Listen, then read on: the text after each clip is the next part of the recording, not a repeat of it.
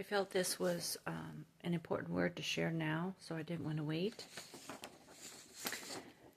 It may seem a little funny to some, but the Lord often speaks to me through pictures, most frequently through my screensaver on my computer.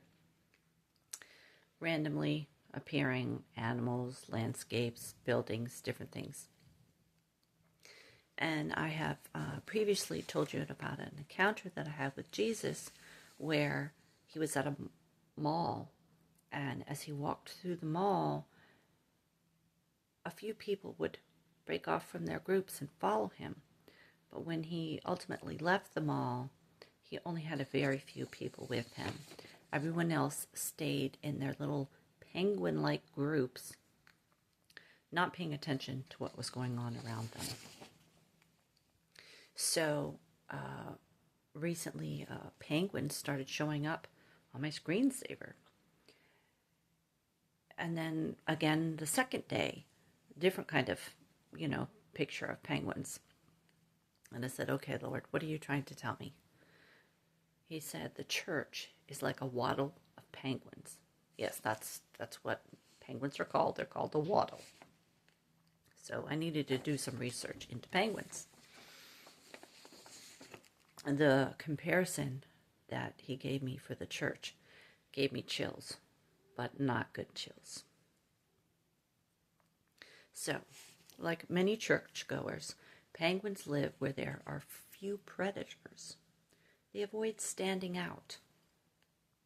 They've adapted to live on the sea.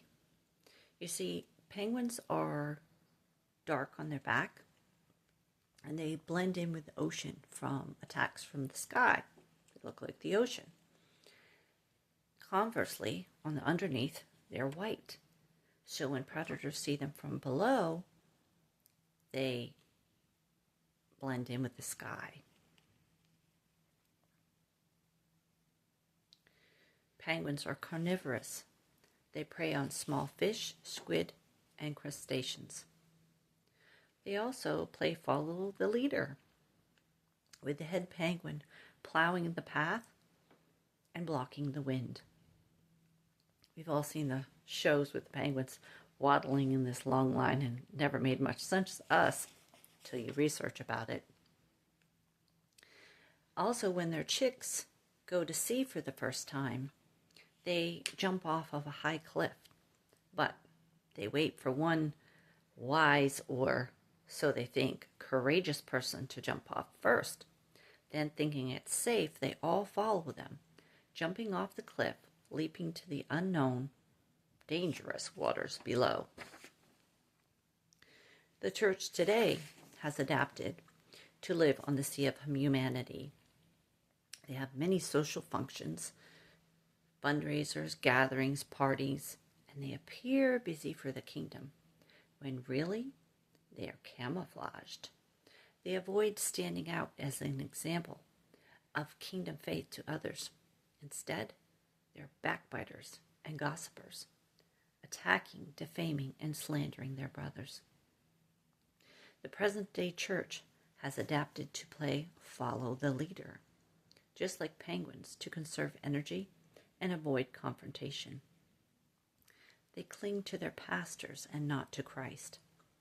They flow on the sea of humanity, adopting popular culture over the Word of God.